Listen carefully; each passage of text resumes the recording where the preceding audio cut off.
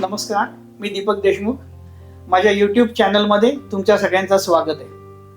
आज आपण जाणार आहोत माझे कीर्ती कॉलेजचे मित्र नीरू, हरीश, विठ्ठल यांच्याबरोबर महेंद्र अँड महेंद्र असोसिएट्सचे ट्रॉपिकाना रिसॉर्ट येते. हे आहे अलिबागला. आणि आज आमच्याबरोबर नीरूचा मुलगा कुशल पण बरोबर आहे. आम्ही चौघे मित्र शाळेपासून एकत्र आहोत. शालेय जीवनात आमची मैत्री रुजली आणि कॉलेजमध्ये गेल्यावर ती आणखीन घट्ट झाली. त्या काळात आम्ही एकमेकांसोबत घालवलेले क्षण, केलेल्या गप्पा, रात्रीचा अभ्यास आणि फिरण्याची मजा आम्ही कधीही विसरू शकणार नाही. कीर्ती कॉलेजमध्ये बहरलेली आमची मैत्री पुढे जीवनाच्या प्रत्येक टप्प्यावर सोबत राहिली. लग्न समारंभापासून आमच्या मुलांच्या जन्मापर्यंत आणि त्यांच्या वाढदिवसापासून त्यांच्या लग्नापर्यंत प्रत्येक प्रसंग, प्रत्येक आनंद आम्ही एकमेकांसोबतच अनुभवला. त्यामुळे आमचे नाते फक्त मैत्रीपुरते मर्यादित न राहता एका कुटुंबासारखे बनले आहे. आज आम्ही सकाळी 2 गाड्यांनी निघालो आणि नेहमीप्रमाणे आमचे नेहमीचे हॉटेल त्रिमूर्तीला भेटलो. तिथे व्हेरायटी नाश्ता केल्यानंतर आमचे आजचे पहिले ठिकाण होते अलिबागचे करमरकर शिल्पालय. मुंबईच्या जवळ असलेले रायगड जिल्ह्यातील अलिबाग हे एक लोकप्रिय पर्यटक स्थळ आहे. पर्यटक अलिबागमध्ये ठराविक स्थळांना भेट देतात आणि परततात. परंतु अलिबागच्या जवळ अनेक आकर्षण ठिकाणे आहेत. त्यापैकी एक म्हणजे सासवण्याचे नानासाहेब करमरकर शिल्पालय. अलिबागकडून रेवसकडे जाणाऱ्या रस्त्यावर 18 किलोमीटरवर सासवणे नावाचे गाव आहे. इथे पद्मश्री पुरस्कार प्राप्त प्रसिद्ध शिल्पकार कैलासवासी विनायक तथा नानासाहेब पांडुरंग करमरकर यांच्या राहत्या घरी करमरकर शिल्पालय साकारले आहे. 2 ऑक्टोबर 1891 रोजी सासवणे येथे जन्माला आलेले करमरकर हे शिल्पकलेतील उत्तुंग व्यक्तिमत्व होते. त्यांच्या देवनार येथील स्टुडिओमधील अनेक शिल्पे त्यांच्या मृत्यूनंतर म्हणजेच 13 जून 1967 नंतर सासवण्याच्या त्यांच्या 1 मजली बंगल्यामध्ये हलवण्यात आले. हा बंगला 1934 मध्ये बांधला होता. 2 ऑक्टोबर 1986 मध्ये त्यांच्या या शिल्पाचे अधिकृत शिल्पालयात रूपांतर करण्यात आले. या संग्रहालयाला शिल्पकलेची पंढरीच म्हणायला हवे. नानासाहेबांनी त्यांच्या 500 वर्षाच्या आयुष्यात साकारलेली जवळजवळ 200हून अधिक शिल्पे इथे मांडलेली आहेत. करमरकरांनी अप्रतिम शिल्पे भारतभर अनेक ठिकाणी उभारलेली आहेत. त्यापैकी पुण्यातील भोसला मिलिटरी स्कूलच्या प्रांगणातील शिवाजी महाराजांचा ब्रॉन्झचा एक संध अश्वारूढ पुतळा शिल्पकलेच्या क्षेत्रात अग्रगण्य आहे. बेल्लूर मठातील रामकृष्ण परमहंस यांचे संगमरवरी शिल्प, मुंबईतील गिरगाव चौपाटीवरील विठ्ठलभाई पटेल यांचे शिल्प अशी अनेक स्मारके त्यांनी बनवली. परंतु नानासाहेबांच्या शिल्पकलेचे वैविध्यतेने नटलेले शिल्पवैभव आपल्याला या सासवण्याच्या त्यांच्या शिल्पालयातच बघायला मिळते. त्यांच्या बंगल्याच्या आवारात काही शिल्पे आहेत तर काही पहिल्या मजल्यावर मांडलेली आहेत. त्यांच्या संग्रहालयात फक्त माणसांची शिल्पे आहेत असे नव्हे तर कुत्रा, मांजर, माकड अशी प्राण्यांची शिल्पे पण आहेत. यामध्ये त्यांच्या घरी काम करणारी मंडळी, कुटुंबातील व्यक्ती, याचबरोबर त्यांनी गांधीजींना समोर बसवून पण केलेले शिल्प आहे. कितीतरी राष्ट्रीय आणि आंतरराष्ट्रीय व्यक्तिमत्व इथे शिल्परूपाने साकारलेले दिसतात. त्यांच्या शिल्पामधील बारकावे अतिशय सूक्ष्मपणे दाखवले आहेत. शिल्पांची मांडणी अतिशय रचनाबद्ध आहे आणि ही सगळी शिल्पे अतिशय सजीव वाटतात.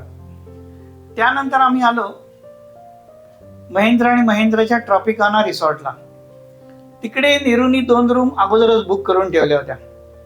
आम्ही थोडे सेटल झाल्यावर छान गप्पा झाल्या आणि त्यानंतर आम्ही चौघे गेलो हरीशच्या अलिबागच्या घरी आणि ह्या बायका तिथेच म्हणजे ट्रॉपिकाना रिसॉर्टला राहिल्या. मध्ये येताना आम्ही काही आंबे पण विकत घेतले होते. नीरू आमचा चांगला मित्र तर आहेच, पण आमच्यासाठी एक आमचा गाईड आहे आणि एक फिलॉसॉफर आहे. एखाद्या गोष्टीकडे बघण्याचा त्याचा दृष्टिकोन मला खूप आवडतो आणि मी ते माझ्या मुलांना पण सांगतो आणि ते लोक पण त्याचे फॅन्स आहेत. दुसऱ्या दिवशी हरीश आणि विठ्ठलला घरी निघायची घाई होती. त्यांना सोडायला आम्ही मांडवा जेट्टीवर आलो. अलिबाग हे मांडवा समुद्र किनाऱ्याजवळील मुख्य शहर आहे. मुंबईतील गेटवे ऑफ इंडिया आणि भाऊचा धक्का येथून फेऱ्या निघतात आणि अलिबागमधील मांडवा येथे येतात. गेटवे ऑफ इंडिया ते मांडवा ही फेरी सेवा अलिबागला येण्याचा सर्वात जलद मार्ग आहे.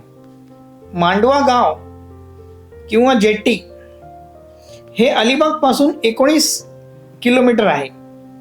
मांडवाला पोहोचल्यानंतर अलिबागला जाण्यासाठी बस, टॅक्सी किंवा ऑटो रिक्षा करावी लागते किंवा जर तुमच्याकडे 2 चाकी किंवा 4 चाकी वाहन असेल तर ते भाऊच्या धक्क्यावरून ते पूर्ण बोटीत घालून पण इकडे येऊ शकता. तुमची पिकनिकची बस पण बोटीमधून येऊ शकते. फक्त यासाठी तुम्हाला इन ॲडव्हान्स त्याचे बुकिंग करावे लागते. हरीश आणि विठ्ठलला जेट्टीला सोडून आल्यावर आम्ही 5 जणांनी खूप गप्पा मारल्या, भरपूर स्विमिंग केलं आणि ते सगळे जे ॲम्बियन्स जो त्याचं वातावरण होतं त्या सगळ्याचा खूप आनंद घेतला. ट्रॉपिकाना रिसॉर्टचं ॲम्बियन्स, ग्रीनरी, इंटिरियर सगळंच खूप छान आहे. सगळं खूप आवडलं आम्हाला. जेवण पण खूप छान होतं. एकूण पिकनिक छान झाली, खूप मजा आली, सगळ्यांनी खूप एन्जॉय केलं. बघूया आता नीरूचं मत. अच्छा लगा, कुछ सोचा नहीं था और पिकनिक जैसा अच्छा अरेंज हो गया. 2 चीज़ मेरे को बहुत अच्छा लगा. एक तो हरीश का एनिवर्सरी आया था, उसके आजू बाजू में अपन चारों जन अनप्लान्ड वे में मिले. उसका भाई का भी नया घर का वास्तु वगैरह था, तो अपना काफ़ी उनके फैमिली में इन्वॉल्वमेंट अच्छे काम में बुरे काम में रहा है. तो ये भी काम में हम लोग चारों जन आ सके, चारों का वाइफ भी आ सका. और तीसरी बात, हिस्ट्री 32 साल के बाद, ऑलमोस्ट 32 या 33 साल के बाद रिपीट हुआ. कुशल जब छोटा था, 1.5 साल, 1 साल, 1.25 साल का, और वो अकेला था और अपन चारों जन थे. तो वो जब ही उसको लेके आ रहे थे वो दिन भी याद आ गया. और इंसिडेंटली अपन चारों जन साथ में एक गाड़ी में आए थे. मेरे ख्याल से मेरा मारुति 800 था. तो ये सब रिफ्रेशमेंट हो गया. और चौथा बात ये कि गुले उसकी लाइफ बहुत अच्छी तरह जीता है, बट वो इस माहौल में आ सका, अपने साथ रह सका. कम रहा, एक ही दिन रहा. हर एक का भी अपना अपना कमिटमेंट होता है, बट वो आया और उसने ये एहसास और महसूस किया. तो मेरे को लगा मेरा मेहनत वसूल हो गया अपने आप. तो ये एक अच्छा यादगिरी रहेगा. अपन चारों जन अभी काउंट बैक तो नहीं बोलूँगा मैं, बट अच्छा लाइफ के पड़ाव पर आ गए हैं, जहाँ पर ये तो ज़रूर नहीं बोलेंगे कि इससे और अभी और हेल्दी और मज़ा करेंगे. बट ये अच्छा रिमेम्बरेंस और यादगार रहेगा. रिमेम्बरेंस वही बोलो, मज़ा किया. चारों लेडीज़ को भी खुलने का थोड़ा मौका मिलता है जब हम लोग चारों जन मिलते हैं. तो ये अपन रिपीट या तो जब भी पीरियडिकली फिजिबल है तभी अरेंज करना चाहिए. गुड लक. तिसऱ्या दिवशी माझ्या हातात कॅमेरा तर होताच, म्हणून कुशलचं मस्त फोटो सेशन केलं. बघूया कुशल काय म्हणतो. कुशलला कशी वाटली पिकनिक? हेलो अंकल, पिकनिक एकदम जबरदस्त था, मजा आया। आप, हरीश अंकल, विठल अंकल और पापा चारों मिले। स्कूल के फ्रेंड्स हो आप, कॉलेज के फ्रेंड्स, तो वापस आपकी मेमोरीज में आप गए, एंजॉय किया। चारों के वाइफ ने भी खूब मजा किया, एंजॉय किया। खाने पीने घूमने में बहुत मजा आया। सबसे बेस्ट पार्ट इधर का ऐसा था कि जो बगीचा वगैरह है, फूल फल, गार्डन, पत्ते, झाड़, वो देख के सब लोग इतने मतलब खुश हो गए। खास करके जो आम के पेड़ है यहाँ पे, वो देख के आम ऐसा मतलब इधर लटक रहा है, और सब लोग वो जो फ्री का आम लेने का मजा है कुछ और ही है, तो उसके पीछे सब एक्साइटेड थे, और वो हमने किया भी और खूब मजा किया। Today we are going back, hope we can come back soon. मैं जब विठल का जिक्र किया तो बोला इस माहौल में आ सका, तो मेरा पर्टिकुलर पर्पस ये था कि ये जो महिंद्रा के रिसोर्ट्स है हर जगह पर इंडिया में, वो इतने अच्छे हैं कि ये माहौल में शायद उसको आने का मौका मिले नहीं मिले पता नहीं था। पास्ट लाइफ में कभी गया है नहीं गया वो ज़्यादा महत्व नहीं है, बट अपन 4 जन थे और इस अच्छे माहौल में, अच्छे अनबिलीवेबल सराउंडिंग्स में वो रहा, उसने एहसास किया, उसकी वाइफ भी खुश थी। और जब भी हम लोग 4 जन मिलते हैं तो थोड़े हर एक को अपना लाइफ में प्रॉब्लम्स रहते हैं, अनकम्प्लीटेड एम्स रहते हैं, आगे के एम्स रहते हैं, थोड़े बहुत खुलते हैं और शायद एक दूसरे की ऊर्जा मिलती है तो थोड़ा जोश भी आता है। इतना अच्छा स्विमिंग पूल रूम के सामने मिलना भी अपना नसीब था कि रूम आप पर्दा खोल लो, बेडरूम से आपको स्विमिंग पूल दिखे।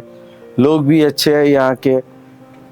आम बीम तोड़ने की मजा आई लोगों को। आम की कीमत भले वो शायद हम आम लेते होंगे 10 आम बिगड़ जाते तो फेंक भी देते, बट ये 2 आम तोड़ के घर पे लेके जाने का जो आनंद है, बचपना है, जो बचपन को रिवाइव करने का मौका है, ये हम सबको मिला।